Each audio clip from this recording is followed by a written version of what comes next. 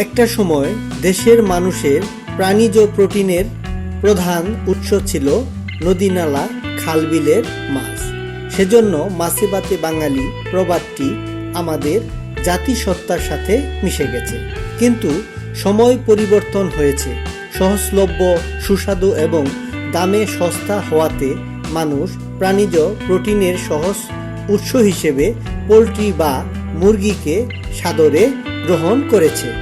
ইদানিং প্রাণীজ প্রোটিনের সহজ উৎসের সেই সহজ স্থানটিতে নিজেদের জায়গা করে নিচ্ছে হাঁস। কেবল শীতের সময়টাতেই হাঁস খেতে হবে এমন ভুল ধারণা থেকে মানুষ সরে আসছেন। ভোক্তা পর্যায়ে হাঁসের মাংসের চাহিদা বাড়ার সাথে সাথে জেলা শহরগুলোতে গড়ে উঠছে হাঁসের মাংসের স্বতন্ত্র রেস্টুরেন্ট।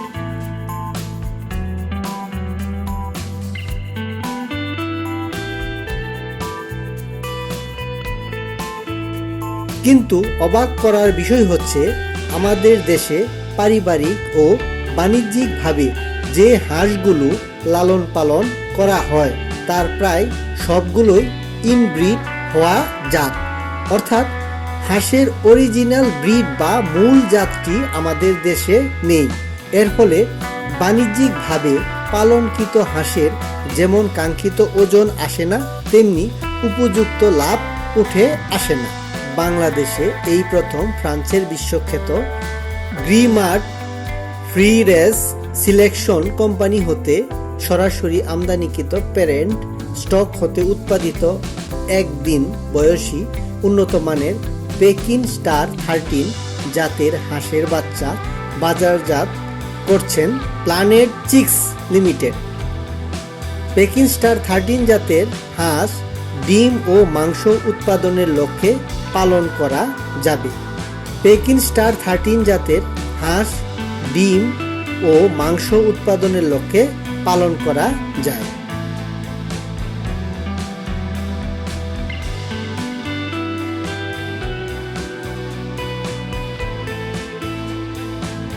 এই মুহূর্তে আমি রয়েছি ময়মনসিংহের ভালুকা পৌরসভার 5 নং ওয়ার্ড পূর্ব ভালুকা গ্রামের মণ্ডলপাড়া এলাকায় রায়ান এগ্রো ফার্মে। এই ফার্মের উদ্যোক্তা তৌহিদুজ্জামান রুবেল দীর্ঘদিন যাবৎ তিনি মৎস্য চাষ করেছেন। এরপর তিনি মৎস্য চাষের পাশাপাশি নিজস্ব জমিতে এই এগ্রো ফার্মটি গড়ে তোলেন। বর্তমানে ওনার এই ফার্মে ফ্রান্সের একটি জাত পেকিং স্টার 30 হাঁস পালন করছেন। এটি অল্প সময়েই অনেক বাড়ে এবং এই হাঁস পালনে ব্যাপক সম্ভাবনাও দেখছেন তিনি। ইতিমধ্যে অনেক হাঁস তিনি বিক্রি করেছেন এবং এই হাঁস বিক্রির ফলে ওনার একটা লাভের মুখও তিনি দেখতে পাচ্ছেন এবং ওনার এই ফার্মে অনেক শ্রমিক কাজ করছেন, অনেকের কর্মসংস্থান হয়েছে। উনার এই ফার্ম এবং উনার ভবিষ্যৎ পরিকল্পনা সম্পর্কে উনার কাছ থেকেই আমরা জানবো উনার ভবিষ্যৎ পরিকল্পনা কি এবং এই ফার্ম নিয়ে উনার ভবিষ্যৎ ভাবনাটা কি।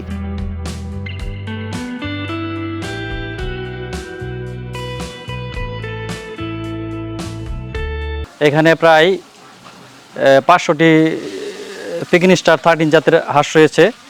এগুলোর ওজন প্রায় 3 কেজি থেকে 3.5 কেজি এবং আমার আরেকটি সেটে 800 পিস এই জাতের হাঁস রয়েছে, ওইটার ওজনও প্রায় 1.5 কেজি। তাই আমি মূলত 1 বছর আগে এই যাত্রার সন্ধান পাই। এটা প্ল্যানেট কোম্পানি নামে একটা কোম্পানি প্রথমে নিয়ে আসছিল ফ্রান্স থেকে।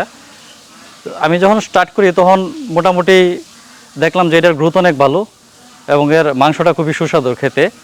তখন আমি প্রায় 2 মাস ধরে এই হাঁসটা পালন করতেছি। এই 2 মাসে এই হাঁসের গড় ওজন আসে 3 থেকে 3.5 কেজি আমি পাইছি এই পর্যন্ত আর কি। তা মোটামুটি এর বাজার দরও ভালো, এর বাজার দর 350 থেকে 300 এরকম বিক্রি করা যায়। আমি মোটামুটি একটা নতুন একটা প্ল্যান চিন্তা ভাবনা নিয়ে আগাইতেছি আর কি, যে এই হাঁসটা আমি প্রসেসিং করে বিক্রি করবো যে এবং লাইভ ওয়েটে বিক্রি করবো। তো বর্তমানে আমার কাছে যে 500 পেকিং স্টার 13 জাতের হাঁস রয়েছে, এটার ওজন 3.5 কেজির কাছাকাছি। এই হাঁসটা আমি খামার থেকে সেল করতেছি। এই হাঁসের বর্তমান বাজার মূল্য লাইভ ওয়েটে আমি বিক্রি করতেছি 300 টাকা কেজি, এবং যদি কেউ প্রসেসিং করে এখান থেকে নিতে চায় কোনো কোম্পানি বা কোনো ব্যক্তি, তাহলে সেটাও দেওয়া যাবে। প্রসেসিং রেটটা বর্তমানে আসতেছে 400 টাকা কেজি। তো এইভাবে আমি হাঁসটা বর্তমানে মোটামুটি দেখতেছি যে না ভালোই, আমার খাদ্য খরচের সাথে এই ফিডটা মোটামুটি এই এর যে ওজনটা এটাও ঠিক আছে, সেই ক্ষেত্রে মোটামুটি লাভজনক একটা বিজনেস। আমি চেষ্টা করতেছি যে এটা আরও মোটামুটি আরও 2000 বর্তমানে আছে, আরও 2000-এ বাড়ানোর চেষ্টা করতেছি।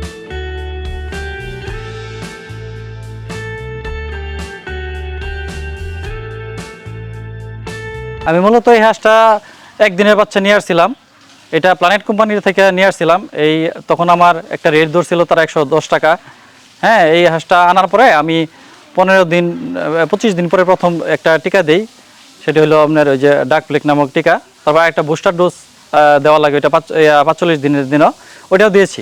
তো মোটামুটি দুইটা ভ্যাকসিন দিলেই চলে, একটা ডাক প্লে আর একটা ওই বুস্টার, এই দুইটা ভ্যাকসিন দিলে চলে। আর মোটামুটি খাদ্য খরচ যেহেতু আমি খাদ্য এখানে নিজেই প্রসেস করি, আমি খাদ্য নিজেই তৈরি করি, তো সেই হিসাবে দেখা যায় একটা হাঁস আমার এই 3 কেজি 3.5 কেজি করতে প্রায় 8 থেকে 9 কেজি খাবার লাগে। 500 টাকার ভিতরে একটা হাঁস মোটামুটি হয়ে যায় আর কি। তো যেহেতু আবার হাঁসের দাম আছে 100 টাকা, তো বাজার যদি ভালো হয় তাহলে আমি হাঁসটা 900 থেকে 1000 টাকা বিক্রি করতে পারি আর কি।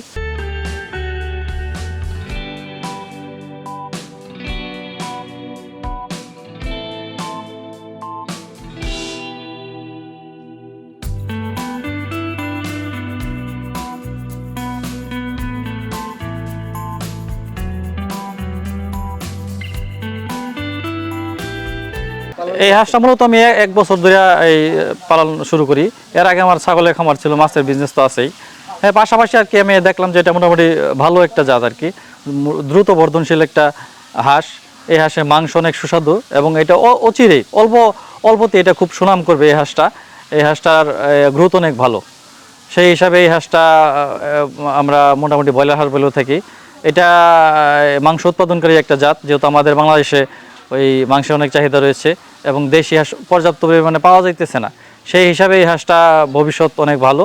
এটা আশা করি অনেক এটার ভবিষ্যৎ অনেক ভালো আর কি।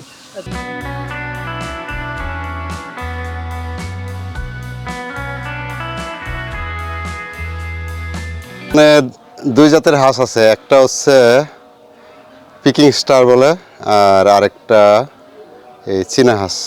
আমাদের এখানে আছে হাঁস আছে, তারপরে গরু আছে, ছাগল অল্প আছে, তারপরে কবুতর আছে। আমরা মূলত কাজ করি, মনে করো মেন কাজটা হচ্ছে এই হাঁস, পিকিং স্টার হাঁস। আমরা মূলত এটা 3 বেলা খাবার দেই, সকালে একবার দেই, তারপরে দুপুরে একবার, রাতে একবার আমরা দানাদার খাবার দেই আর কি। আমরা এই হাঁসের জন্য নিজেরা তৈরি করি, মনে করো ওই যে ফিট, আমরা ওই যে ভুট্টা, সয়াবিন, বিভিন্ন কয়েকটা আইটেম দিয়ে মনে করো আমরা নিজেরা বানাই, এটা নিজেরা বানায় খাওয়াই। কিন্তু এই হাঁস কী খায় আসলে এটা আমরা জানি না, খাওয়াই নাই কোনো কিছু, অন্য কিছু খাওয়াই নাই, শুধু ফিটই খাওয়াই আসছে। এই হাঁসের মধ্যে সমস্যা আমি একটাই পাইছি, যে একটু ঠান্ডা লাগলে এটা সমস্যা হয় আর কি। মনে করো ছোটো সময় যদি আপনি বেশি তাদের শরীর যদি ভিজে যায়, তাহলে মনে করো এই হাঁস মনে করো একটু সমস্যা দেখা দেয়, আর এমনি কোনো সমস্যা নাই।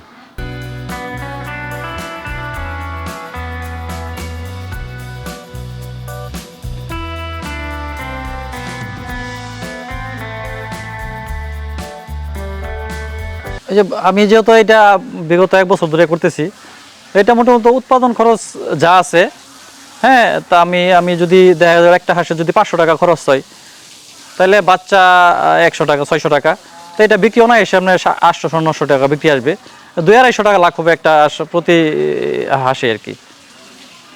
এই যাবত আপনার এনে কি কতগুলো হাঁস আপনি সাপ্লাই করতে? আমি আরো আগে 2টা বেচ করেছি, 2টা বেচে 1000 হাঁস ছিল, মোটামুটি একটা লাভ হয়েছিল। কিন্তু প্রাথমিক পর্যায়ে আমি কিছু ভুল ত্রুটির কারণে আমি একটু করতে পারি নাই। হ্যাঁ, যেমন আমি প্রথমে যে সিজনে বাচ্চা তুলছিলাম, খুব ঠান্ডা সিজনে বাচ্চা তুলছিলাম, কিছু বাচ্চা মারা গিয়েছিল। প্রথমে আমার ব্যবসা একটু হয়েছিল, লাভ কম হয়েছে আর কি। আশা করি এই বেচে আমার মোটামুটি ভালো টাকা বেনিফিট আসবে। এই বেশি আমার প্রায় 1300 মতো হাঁস রয়েছে আর কি। তো 1300 হাঁসের মধ্যে আমার মিনিমাম এখান থেকে হয়তো প্রায় 13-14 লাখ টাকা আমি বিক্রি করতে পারবো আর কি।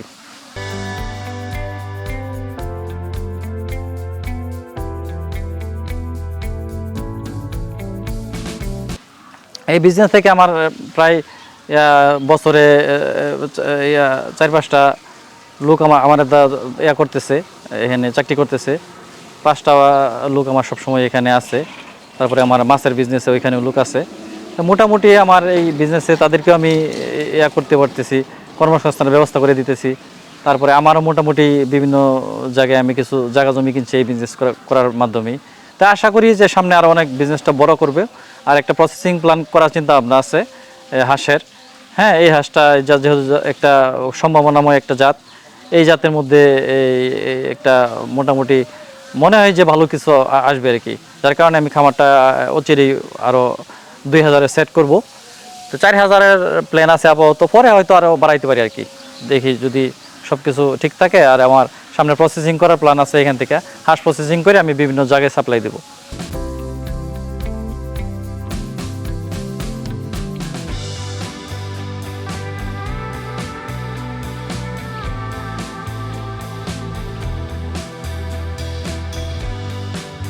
পেকিং স্টার 13 হাঁস শক্ত ফাইবারযুক্ত, মাংস যেমন হয় তেমনি স্বাদেও দারুণ। এ জাতের হাঁস জলে ও শুকনো উভয় জায়গায় পালন করা যায়। বিশ্বখ্যাত কোম্পানির ব্রিড আবহাওয়া উপযোগী ও রোগবালাই প্রতিরোধ ক্ষমতা শক্তিশালী হওয়াতে পেকিং জাতের হাঁসে ঔষধ ও চিকিৎসা সংক্রান্ত খরচ লাগে খুবই কম। এছাড়া খেলনা ও ফ্যাশন সামগ্রী তৈরিতে সাদা পালকের আর্থিক মূল্য থাকায় বিশ্বে এই জাতের হাঁসের ব্যাপক চাহিদা রয়েছে।